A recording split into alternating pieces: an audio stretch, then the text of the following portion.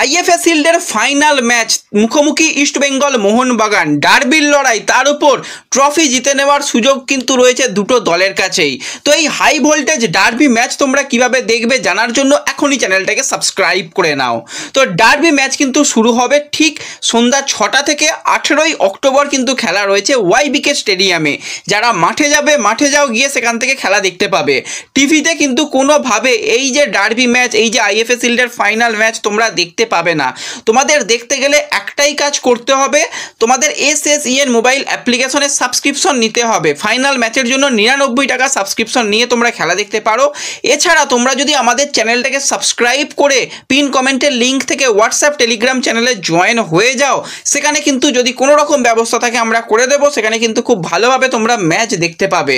তো overall high voltage match, IFA শিল্ডের 30তম ট্রফি ঘরে তুলতে পারবে কি ইস্টবেঙ্গল, নাকি 21তম ট্রফি মোহনবাগান ঘরে তুলবে, সেই দিকে আমাদের নজর থাকবে। তো কারা কারা ডার্বি ম্যাচ দেখতে যাচ্ছ আমাকে কমেন্টে জানিও। আর ডার্বি ম্যাচ দেখার জন্য অবশ্যই চ্যানেলটাকে সাবস্ক্রাইব করে রেখো।